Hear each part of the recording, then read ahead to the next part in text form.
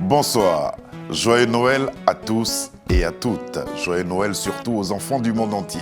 Ce soir, nous allons célébrer cette fête de la Nativité en compagnie d'une voix venue du Tchad et d'une musique pratiquée par le Bextet. Abdoulaye Nergué, comment allez-vous? Ça va bien. Ça Heureux va. de vous avoir sur ce plateau. Mais merci à vous. C'est la fusion de cette voix et de ces instruments que nous allons célébrer ce soir et qui nous permettra aussi de célébrer Noël en compagnie des téléspectateurs. Bienvenue à vous, bienvenue à Afro Night.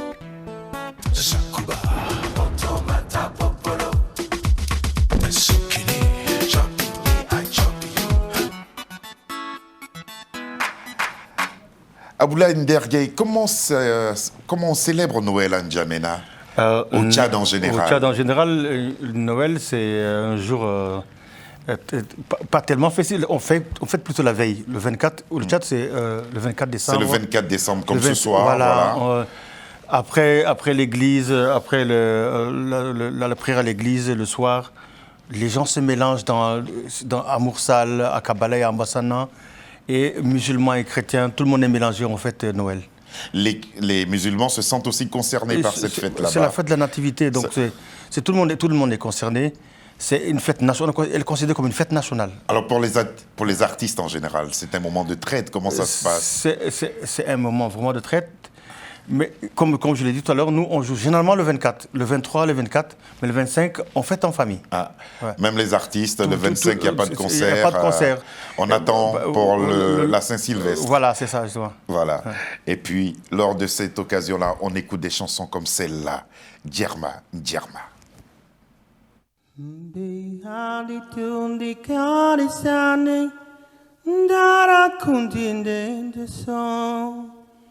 Kumbetlik ni bela honduma brembetlik ni bela honduma tet mberiere tet berkaga hondum li hanas tunjo wale adoso hine iralo anjoana German koya rabe kumsa kosa kongon maliale Maliangon kanane Baya kuya konira yato Kutabia lulu kutabia sike Mototo nana kenana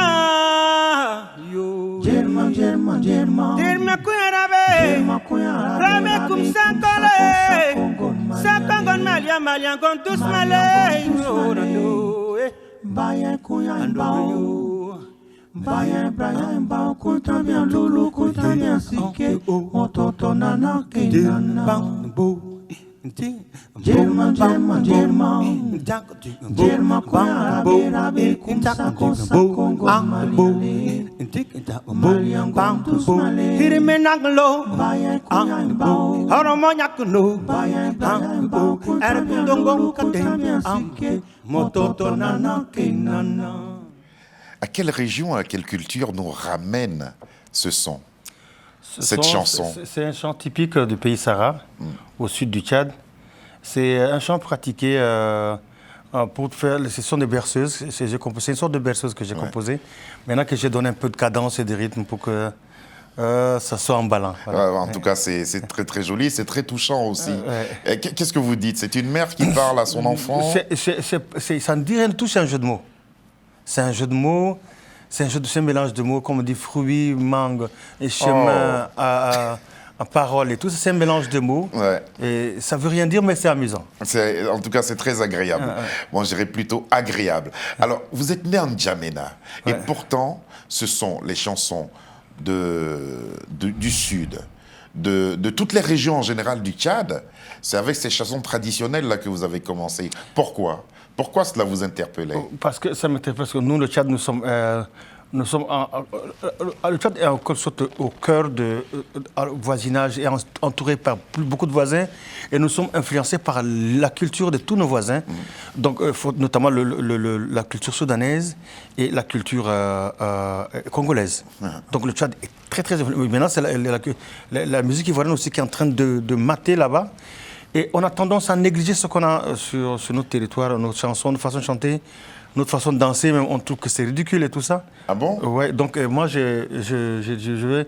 C'est un combat. C'est un combat de défense culturelle. Que je fais depuis 25 ans. C'est dur, mais je le fais. J'ai dit, il faut que...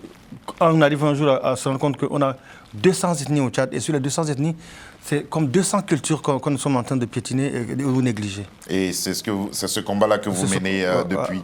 Le blues faisait-il partie déjà de vos compositions? Déjà, je chantais ça sans le savoir que c'était du blues. Mais avec le temps, comme tout s'apprend avec le temps, moi j'ai la longueur dans le métier. Et j'ai compris que le blues, en écoutant les blues, je me dis, mais tiens, mais ça ressemble tellement à nos chansons traditionnelles quand on chante. On a un petit accent blues là-dedans, donc, mais pour ne pas... Le blues, le nom blues, il est américain. Oui. Mais il y a des parties de blues qui se trouvent dans nos pays qu'il faudrait aussi mettre en exemple pour dire... Et puis c'est la traduction des sentiments, justement, c'est les sentiments et les émotions qu'on éprouve tout ça. Justement. Tibesti, avec ce groupe-là, deuxième prix, découverte RFI, c'était en 1997. Quel souvenir vous gardez de cette période-là? De cette période, on était très enthousiasmés parce qu'on a commencé... C'est justement cette création de style de musique qui était différente de la musique influencée par le Congo ou le Soudan. Donc on avait trouvé à travailler sur le saï, donc on a développé le saï. Donc on a fait comme pratiquement tous les titres dans ce rythme-là. Et on a présenté ça en découverte RFI. En tout cas. Voilà, on était finaliste. Voilà. Et c'est cette même coloration musicale qui accompagne votre carrière ça accompagne ma carrière, mais je la développe un peu plus. Voilà, disons, un peu plus. On va parler de ce développement tout à l'heure. En tout cas, un parcours musical qui vous a permis de rencontrer Papa Wemba. Oui. C'était à un festival.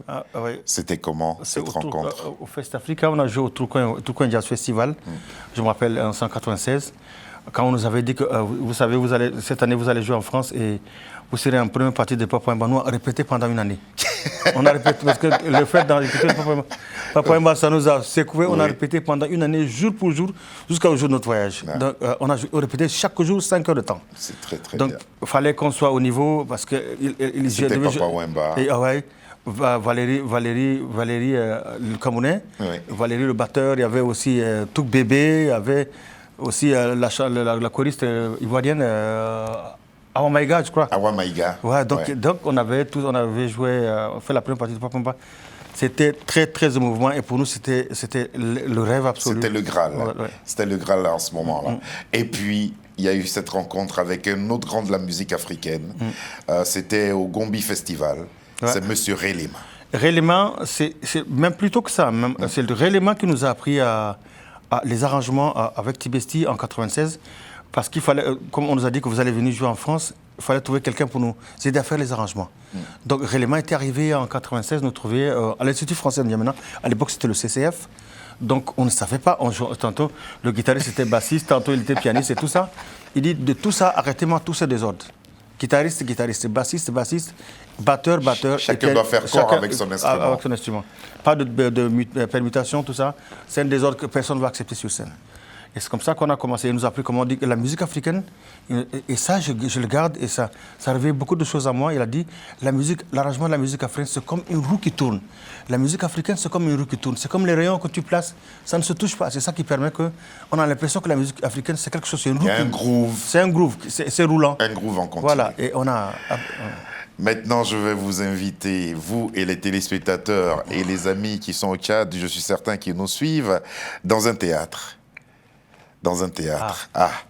C'était le 12 octobre dernier. On regarde cet extrait-là.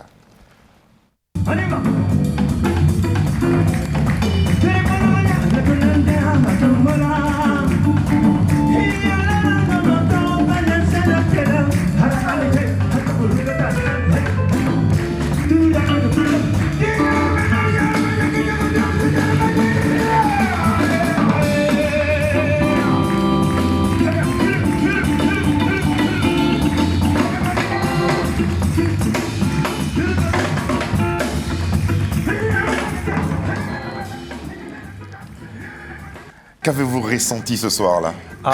C'était une surprise. Moi, je ne savais pas que je venais jouer. On était tous là. On était allés voir le concert. Le backstage, comme ils sont croient que je suis arrivé, ils m'ont fait ça. Ouais, bon, on a l'habitude de jouer. Il y a une petite communion entre nous. Quand on se retrouve avec le backstage, il y a une facilité de conjuguer, de créer quelque chose. Ouais. Voilà, c'est arrivé naturellement et Voilà. Et après, vous m'avez dit, je t'ai même pas informé.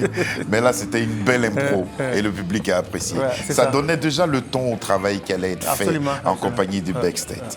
On va maintenant vous retrouver. C'était à ce spectacle que vous avez donné il n'y a pas très longtemps de cela, Africolor. On va vous retrouver en scène avec le Backstage sur un titre qui s'appelle Amdagor. Amdagor, on va l'écouter et ensuite on va parler de vos albums précédents et de votre rencontre avec le Backstage. Parce que c'est une rencontre hautement importante. Abdoulaye Nderké.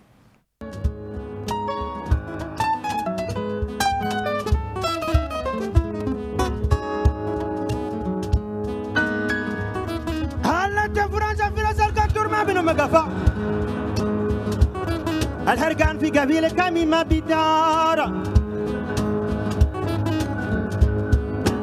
عديدان بقى عصم عديدان في دوا سجاموس ما دولك الناس يستفيد دنيا بيدان كلبة دنيا بيدان كلبة كما تريد تسيقم شكلة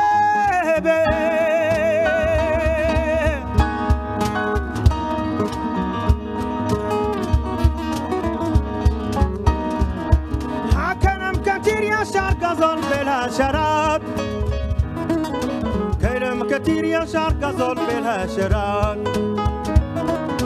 كلام كتير يا شعر قزل بلا شراب كلام كتير يا شعر قزل بلا شراب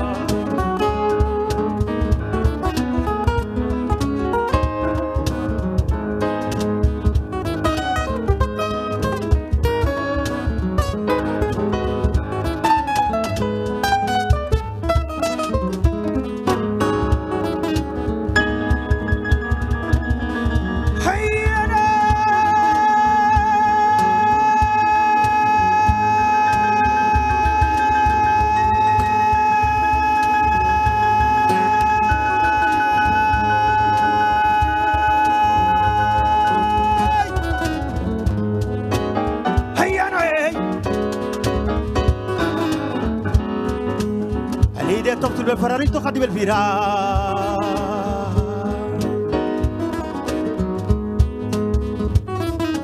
كيف تمدر ديكورا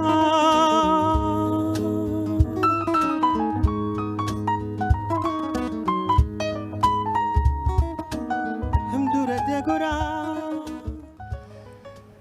Quelle puissance vocale. Ce cri-là, il traduit quoi? Il traduit une petite colère, peut-être une grosse colère aussi. Dans cette chanson, parce que dans cette chanson, je parle de la pyramide sociale. C'est l'écrasement de la vie, c'est la dictature du quotidien que j'exprime dans la chanson. Donc c'est un cri de soulagement que j'envoie comme ça. Les castes et tout ça. Ouais, c'est ça. C'est des choses... Esprit, Balsa avec Achao, groupe qui réside un peu partout dans le monde aujourd'hui. Vos frères, le groupe Achao. Voix de sable et Monde immoral. Quel bilan vous faites, vous, de ces productions qui sont vos précédentes productions? La première était un point de départ avec Tibesti, l'album Esprit qui a permis que j'ai ce CV-là de finaliste de couverture RFI. Ensuite, le second, qui n'a pas été vraiment un album, on a essayé qui n'a pas tellement marché avec Achao, parce qu'on avait des conditions difficiles à faire ces albums. Le gros, c'est qu'au Tchad, on a tellement un mal de chien à faire un album. Manque de studio d'enregistrement. Manque de studio d'enregistrement, il faut aller faire ça au Cameroun. C'est les années 2019-20 là qu'on commence à avoir des techniciens à N'Djamena. Donc il fallait chercher de l'argent pour aller faire ça au Cameroun. C'est beaucoup de douleur. Tous ces albums-là me rappellent beaucoup de douleur. Voix de sable. Voix de sable, même chose, pareil. Monde immoral. Monde immoral, voilà. Mais malgré ces difficultés, rien ne vous a fait arrêter. Ça nous rapporte rien, mais on le fait pour le métier, pour la beauté de l'art. Pour la beauté de l'art. Et justement, dans ce monde de l'art, il y a des rencontres qui marquent des gens. Et ça a été le cas, je pense, d'Emmanuel Bex, qui lui parle de vous à travers cette vidéo. Mon cher Abdoulaye, quel plaisir d'être à tes côtés. Non seulement tu es un musicien extraordinaire, exceptionnel, mais tu as une capacité à être ludique. Voilà, moi qui m'intéresse beaucoup, parce que ce genre de rencontre que je recherche, et c'est pas toujours le cas. J'aime comme tu laisses beaucoup de choses à l'instant qui va être créé, qu'on va créer ensemble. Voilà, des choses que vous allez créer ensemble. Vous avez pratiquement fini. Hein. Ouais. Vous avez pratiquement fini. Quand, comment et où a eu lieu cette première rencontre? Voilà. Et cette rencontre a eu lieu grâce à d'abord une première rencontre avec Pascal Treillet. Ouais. Pascal Treillet. Notre cher ami Pascal. Ouais. C'est un fou comme moi. Donc, on s'est rencontrés comme ça, et comme moi j'aime m'amuser, lui aussi c'est quelqu'un il aime s'amuser. On s'est rencontrés à l'Institut français. Lui, il partait pour travailler pour le ministère de Finances et tout ça, pour les redressements de... voilà, donc, on se trouvait au café, il a dit, mais toi, tu fais quoi, je suis artiste? Et toujours, je me suis à chanter, lui aussi on a commencé à improviser, et puis c'est fini, on a partagé une gala, et puis voilà. Et l'histoire a commencé par là, et c'est comme ça qu'il m'a dit que sa femme est aussi chanteuse et tout ça. Donc qu'il allait faire venir ici à N'Djamena, à l'Institut français, mais qu'il voudrait bien avoir une collaboration avec des artistes. Et c'est comme ça, quoi. Voilà, on a coopté notre Tchadien qui a venu travailler, entrer dans la création. On a fait la création, on a travaillé en 3 jours. Avec Seba. 2 jours seulement. Ouais. On a répété 2 jours de répétition. C'est juste 1 jour de répétition. Et le lendemain, on était sur scène. Et c'était allé très vite. Et voilà comment le bec s'est dit, mais Abdoulaye, il faut qu'on lui donne rendez-vous à Paris. Et c'est comme ça que c'est arrivé. Il y a 1 an. Il y a 1 an. Et puis la promesse a été tenue. Ouais. Quel est l'avantage à travailler avec le Backstage pour vous? Je crois que le Backstage, il y a une petite... il y a une petite... qu'on appelle ça là, magie entre nous. C'est très facile. C'est comme si nos esprits se fusionnent très facilement. Ouais. Donc, dès qu'il dit quelque chose, il comprend. Dès que moi je dis quelque chose, il comprend. Donc, on ne traîne pas les pas. Et ça va très vite. Et puis, c'est très fécond de penser. Il faut avancer, il faut avancer. C'est un groupe qui est Emmanuel Bex et les 2 musiciens qui sont très talentueux. Très intelligents, très talentueux. Voilà, à 3, ce qu'ils font, en plus avec votre voix, c'est formidable. L'âme du blues, quel est le lien entre ce que vous faites et ce que fait Emmanuel Bex, qui fait jazz, qui fait rock et tout ça? Quel est le lien entre vos 2 mondes? Moi, ce que je dis, Emmanuel comme moi, Emmanuel est sans limite. C'est sans limite. Mais la focalisation, c'est sur le blues. C'est l'esprit que je voudrais promouvoir. C'est le blues africain, le blues tchadien. Donc il y a le blues malien, burkinabé, ivoirien. Et tout ça, ça existe. Mais c'est le nom qui s'est déplacé. Ou bien le nom, il vient d'ailleurs. Mais il faut le reconsidérer. Mais avec Bex, il n'y a pas de limite. Blues, jazz ou musique africaine, il est dedans. Il est dans tous les domaines de musique, et ça, chanter avec des musiciens comme ça ça sublime le chanteur, non? C'est trop facile. Ça te facilite le cerveau, tout ça. Tu chantes très librement, voilà. Et ça, je comprends à travers votre émotion. Aboulaye Nergué, on va vous retrouver avec le Backstage sur un titre en français cette fois-ci, et ça s'appelle « Regarde le ciel ».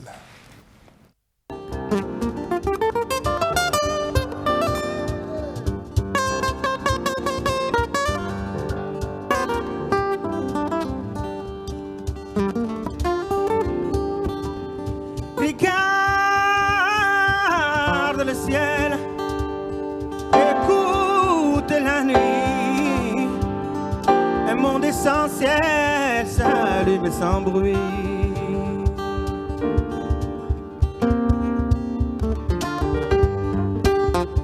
Nous irons tous les 2 sur le chemin de notre rêve. Nous irons vers ce feu qui pour nous seuls s'élève. Dans les grandes spirales,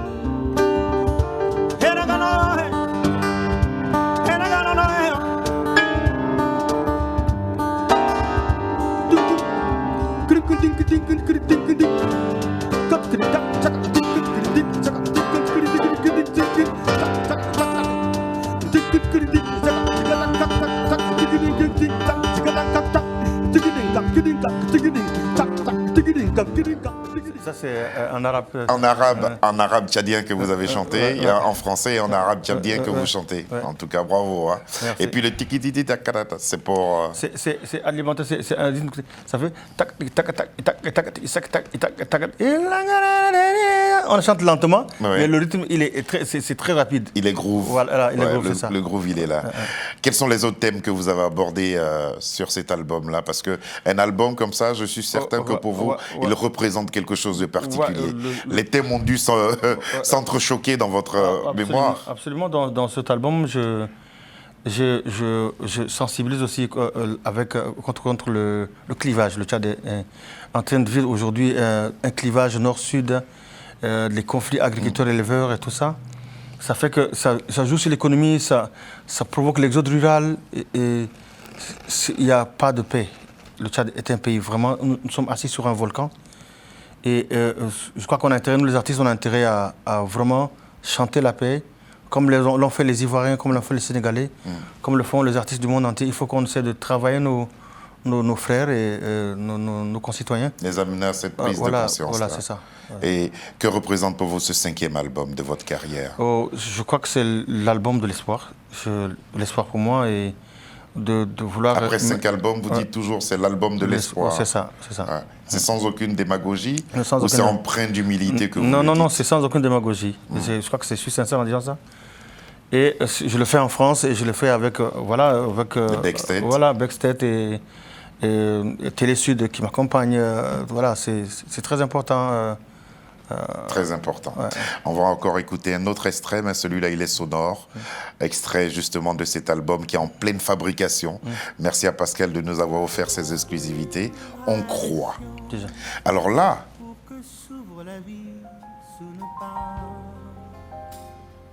quand j'ai reçu le son, je ne vous ai pas reconnu. Parce qu'avec ce titre-là, vous atteignez une autre dimension. Vous atteignez un palier auquel je ne vous attendais pas. Ouais. Vous l'expliquez aussi comme ça, ou comment vous l'expliquez? Justement parce que quand j'ai reçu les textes que Pascal m'a envoyés, j'ai eu 26 textes, donc j'ai choisi ceux qui me parlent. Et quand j'écoutais ça, je lis comme 20 fois, 100 fois, j'ai commencé à réciter, et puis ça a commencé à chanter seul. Vous êtes approprié les textes. Je me suis approprié le texte et puis ça a commencé à chanter seul dans ma tête. Et c'est exactement comme ça que j'ai composé la chanson. Et c'est comme vous écoutez là, comme tu écoutes là, comme ça. Ouais. Et j'ai dit, ok, c'est une chanson, c'est un texte. C'est une chanson à texte. Il faut que le texte il est lourd. Il faut que je l'exprime vraiment avec une chanson qui convient à ce texte. Voilà. Ouais. Donc, et c'est comme ça que j'ai composé la chanson. Voilà. En tout cas, c'est un album il y aura combien de titres en tout et pour tout? Je crois que nous sommes on va être à 12 ou 15 titres. 12 ou 15 titres. Donc on va voir, c'est selon le timing, selon les choix aussi, ce qui passe. Nous avons hâte. Vous pensez que votre public vous reconnaîtra dans cette fusion musicale? Absolument, on me connaît comme ça. On me connaît comme ça. On sait que je suis un peu comme ça, un peu dans ma tête, dans tous les sens. Là, ça, le public me connaît. Et voilà, c'est la voix qui vont reconnaître en premier. Dans quel état d'esprit avez-vous fait participer au dernier festival Africolor? Et qu'est-ce que vous avez gardé en souvenir de votre passage, même s'il n'y avait pas de public? Il n'y avait pas de public, mais je crois que c'est la première fois que je joue devant un parterre de caméras. Il y avait autant de caméras, tout ça. Et à Troyes, c'est la première fois avec un orchestre réduit. Ouais. Généralement, on joue à 10 sur scène et tout ça. Parce que toutes les vidéos, là, elles sont extraites justement de cette rencontre-là. Voilà, et c'est...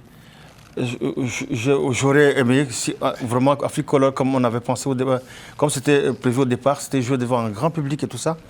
Et même comme c'est réduit à jouer devant une caméra, je crois que c'est déjà quelque chose. Et bon, pour la carrière et pour l'événement de Africolor que j'attendais aussi beaucoup. Je suis très content. Et puis il y avait un rendez-vous qui était prévu à Paris, mais malheureusement il a été reporté compte tenu de la crise sanitaire. Mais un événement à N'Djamena. N'Djamena, Oui. le 27 décembre, je serai à Pili Pili. Pili Pili. Le restaurant Pili Pili. 1000 places. Oui, c'est c'est plus de 1000 places, énorme. c'est très énorme. Ouais. C'est énorme. C'est énorme, ouais. Pour un concert qui va durer toute la nuit. N'Djamena, c'est un concert marathon. Donc on va jouer avec le couvre-feu, on va commencer autour de 15h pour finir à 20h. Donc 5 heures de concert. Vous allez présenter des chansons de l'album L'âme du blues? Non. Ça, je vais garder ça jalousement. Et comme j'ai plein d'autres chansons, ça... Et puis, en N'Djamena, quand on fait la scène, on partage avec d'autres amis, musiciens qui viennent passer. Comme c'est 4 heures de temps, peut-être les 2 heures de temps, les autres vont jouer. Toi, voilà.